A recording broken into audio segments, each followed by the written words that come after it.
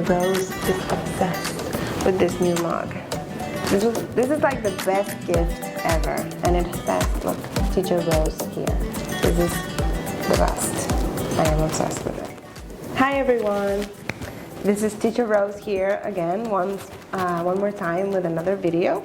This time I'm going to talk about all the ways we have to talk about the past in English. Okay, all this week's posts have been about different ways we have in English to talk about the past. There isn't one way. I know, surprising. Anyway, the first one is the simple past. It's the most common one, it's the most popular one, it's what you probably think about when you think about the past in English, okay? And it's simple. Just like the name tells you, the simple past is quite simple. And we use it to talk about actions that happened in the past. Completed actions in the past, okay? Now, what you need to know to use the simple past in English, the most important thing is that we have two very big groups of verbs. We have regular verbs and we have irregular verbs. Now, it is kind of hard to know what verbs are regular and what verbs are irregular. There simply isn't one specific rule to differentiate these verbs. What you need to do, just like with anything in a language, is to read a lot, to get familiar with the words, with the verbs in this case, until you memorize them, until you identify them anywhere, and until it gets easy for you to know what to do with one verb and the other. Okay, there isn't a specific rule, so as always, read a lot, practice a lot. Okay, now regular verbs. With regular verbs, what you have to do to get the simple past form is quite easy, because all you do is you add d or ed at the end of that verb, and you have the simple past form. That's it. But with irregular verbs, that's where it gets tricky, because like their name tells you, they are irregular. They are all different, and they all have different simple past forms that don't follow a specific rule. So you just have to know what to do. You just have to memorize them. Okay? So that's why it's a little tricky. But there are ways to remember what to do, because there are groups of verbs. But we'll see that later on. An example of a regular verb is work. You add ed at the end of work and you have worked, and that is the simple past form. So to create an affirmative sentence in the simple past using work is you put subject first, which is I, you, he, she, whatever we are talking about in the sentence, and then our verb in base form. And that's it. That's how you create a sentence in the simple past. Subject and the simple past form of the verb. So, for example, I worked yesterday a lot. That's it. That's my sentence. My base for my sentence is my subject and my verb in the past, and that's it. Now, an example with an irregular verb, a very popular irregular verb is go. The simple past form of go is went. So, an affirmative statement in the past with go is I went to the beach last night. That's random. But anyway, that's an example of a simple past sentence. Something important to remember is that normally with the simple past, you are able to say when something happened. If you are able to answer the question when, then for a specific action, then you should use the simple past. Remember this, because this is a key difference between simple past and present perfect, which is another form to talk about the past we will see later. And that is a key difference. With simple past, you normally are able to answer the question when. When did this happen?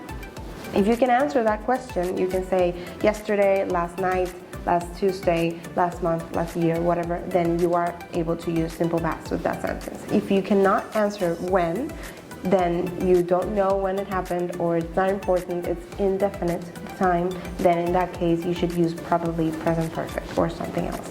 Okay? So what are those expressions, past time expressions?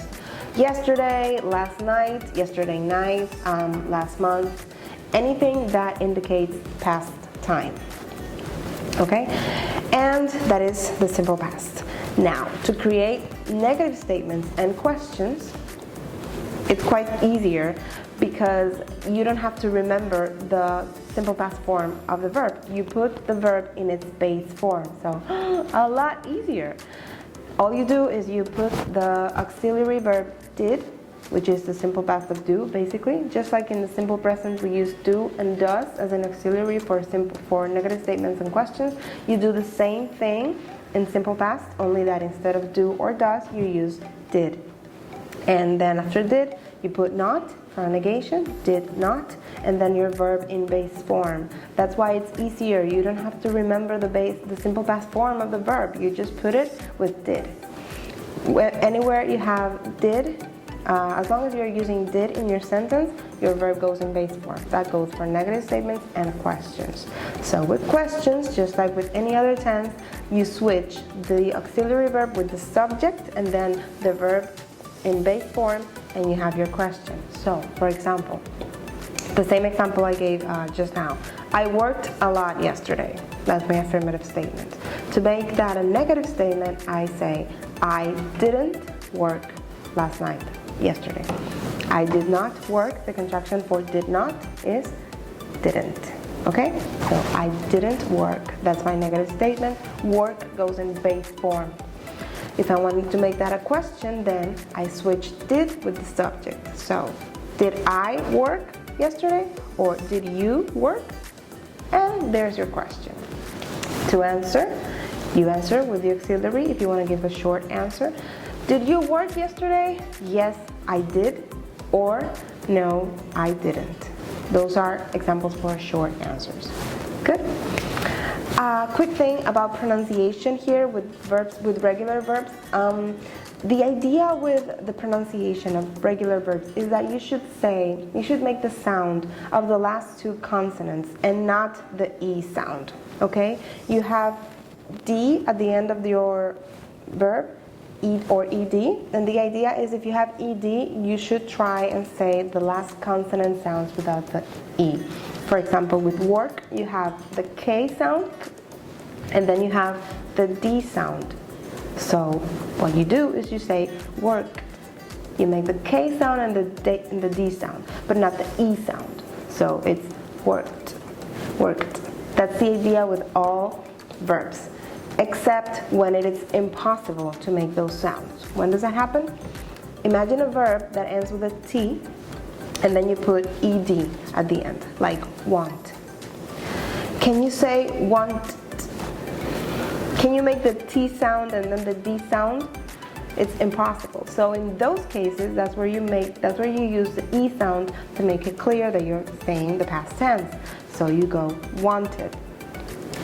Same thing happens with need. The verb need ends with a D, and then the past form is you put an ed, but you can't make the D sound twice. You can't say need. That's impossible. So in that case too, you use the E sound and you say needed, wanted, needed. But for the rest of cases, you shouldn't make the E sound. With play, for example, you are able to say played. You don't need to say played yet. It's not necessary. You just make the Y sound and then the D sound. Okay? That's the idea. Always remember. Another way to talk about the past is using the past continuous or past progressive. Same thing. The past continuous is very similar to the present continuous. The only thing that changes structurally, right, is the verb be. With present continuous, you use verb be in the present, am, is, or are, and then your verb in gerund form, ending in ing. And the past progressive, you put the be in the past. So was or were, if it's singular or plural, and then your main verb in gerund form. Gerund means ending in ing. So examples of past progressive. I was working, we were running, she was doing, she was thinking. That is the structure for past continuous. When do we use past continuous? Normally to talk about an action that was in progress in the past and then got interrupted by another action that you mentioned with simple past. Okay, it's very common for investigators to ask, what were you doing when What was happening when? Because they want to know what was interrupted when something else happened. To understand an event, an accident, or anything that interesting that happened. So, for example, what were you doing yesterday when I called you? I called you, I know that that happened, that is a finished action, that's why I'm using the simple past. I called you, I want to know what was in progress when that happened. So, I was taking a shower when you called. You see, with that sentence, it is understood that you were taking a shower that was in progress, and that action was interrupted by the call. I was taking a shower when you called. So it's very common to use the present progressive along with the simple past with when. I was doing this when this happened. This is what was in progress when this other thing happened. Okay? Good. And another thing is you can use past continuous, to talk about canceled plans. Like everything in 2020. This year we were going to take a trip to LA. I'm lying, that wasn't a plan, but that's an example. That would be something that was planned and then had to be canceled. In that case, to talk about that canceled plan, then you might use the past continuous. Now, there are other things you might want to express about the past, and that is actions that were frequent in the past, but not anymore in the present. For that, you use used to. Used to is simply that. To talk about actions that were frequent, that happened regularly in the past, but do not happen anymore in the present. And it's very easy to create the sentence. You just put your subject, then used to, then your verb in base form. So, when I was younger, I used to play with dolls all the time. That says that when I was younger, this is something I did regularly, but I don't do anymore. Okay? I used to be happier when I was younger. That's such a sad example, I'm sorry, but that's what came to mind. And you can also use would, like this, to talk about actions that were frequent in the past but not anymore. Only that, be careful, you can only use would like this with verbs that express physical action. We have a group of verbs called stative verbs. Stative verbs refer to verbs that don't express physical action but express states, feelings, perceptions, thoughts. So what verbs are stative verbs? Be, think, perceive, feel. With those guys, you shouldn't use would to talk about actions that were frequent in the past, okay? So for example, I can say, I used to be like this. In that case, yes, you can use used to with all the verbs. I used to be like this, and you are expressing that this was frequent in the past, but not anymore. But if you say, I would be like this, then that means something else. That doesn't mean that this was something frequent in the past. In that case, you have to use used to. Okay? You use would like this with verbs that express physical action, like play, like work, jump, dance. So, for example, last year I would dance every day in my room. In this case, yes, it means exactly the same as saying I used to dance every day in my room. Good? And the rule is the same. Subject, would, and then the verb in base form. Got it? Is that clear? The last two things that I mentioned to talk about the past in English are a little bit more complicated, a little bit trickier. They're not really complicated, okay? This is just in your imagination, okay? Nothing is complicated in English.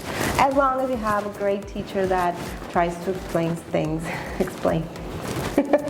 If I don't explain things so well as I think I do, you can tell me. You can say, Teacher Rose, you suck. Nobody understands you. You can tell me, okay? Me lo pueden decir. No hay problema. So, these last two things are the present perfect and the past perfect. The present perfect, I know, it says present, but this is used to talk about the past. I didn't make up the name, I'm sorry. I didn't create English. I don't know. The present perfect is used to talk about actions that happened in the past, but the idea here is that we just want to mention that they have happened, que han pasado. The time when they happened is not important, or you don't know. Okay, that is one key definition to the present perfect. because that is the main difference between present perfect and the simple past. With the simple past, you remember I mentioned earlier, normally you can say when the action happened, but with the present perfect, you can't.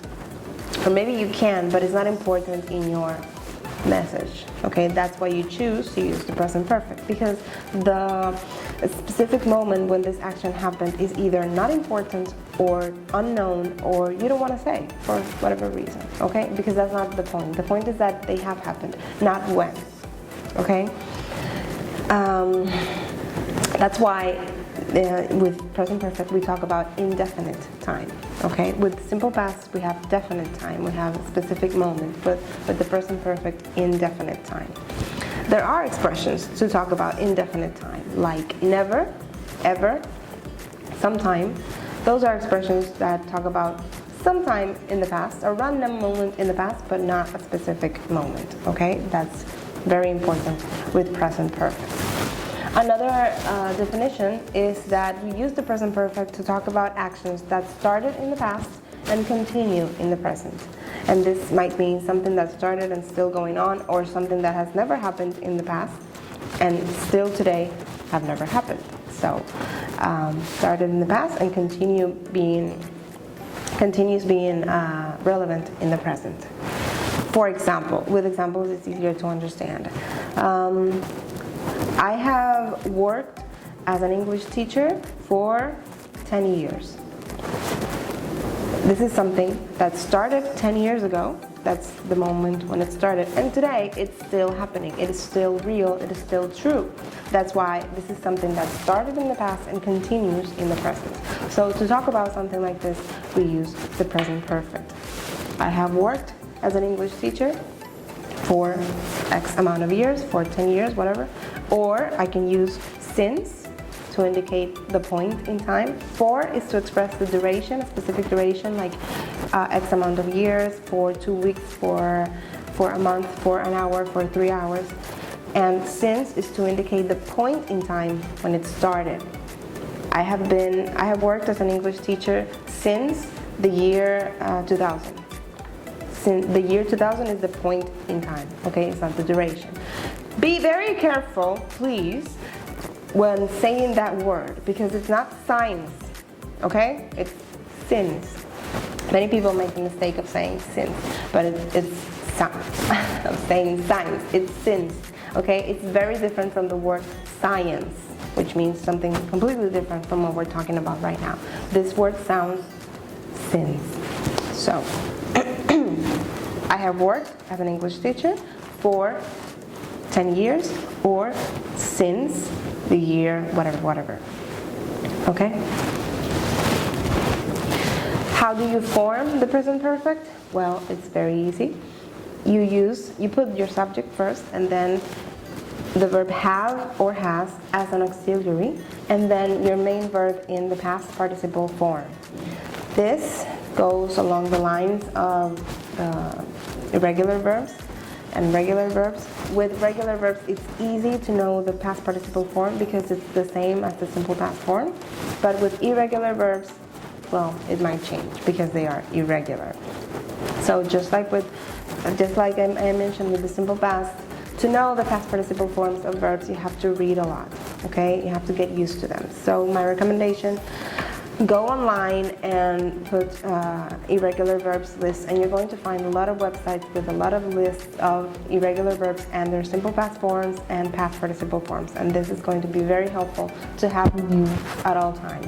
Print it, put it in your bedroom wall, whatever, and look at it as much as you can.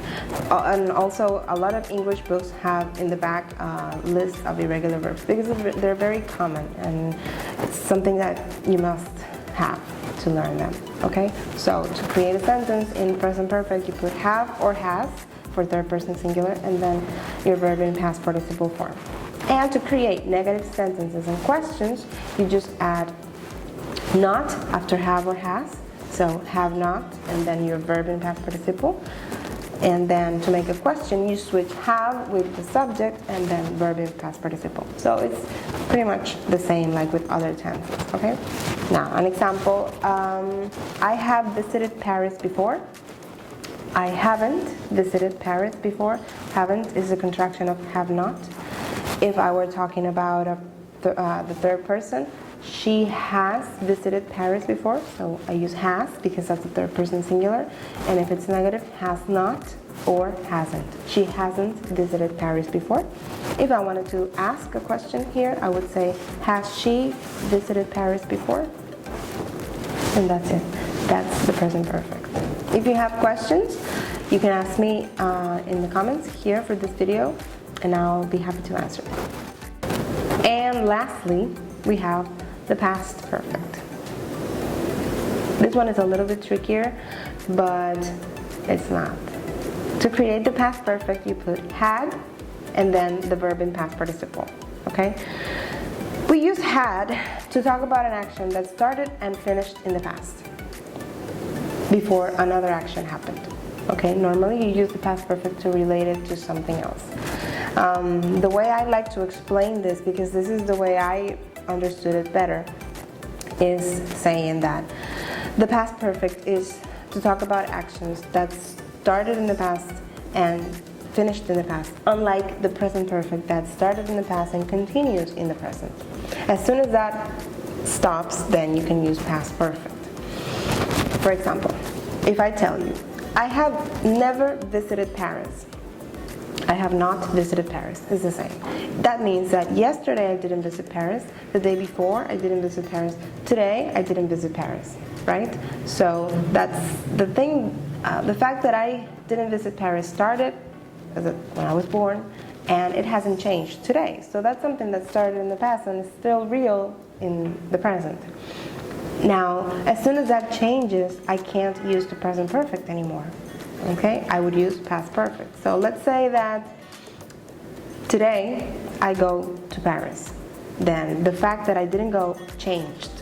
Okay, if I go today to Paris, arriving to Paris, I could say, wow, I had never been to Paris before. I'm using past perfect because the fact that I haven't gone already changed. You with me? I hadn't been to Paris until now because I already went. You see? If you want to see it in Spanish to make it easier, present perfect is he ido, no he ido. Okay? No he ido a París nunca. Okay? Pero si voy hoy, entonces yo puedo decir, oh, no había ido hasta hoy porque ya fui. You follow me?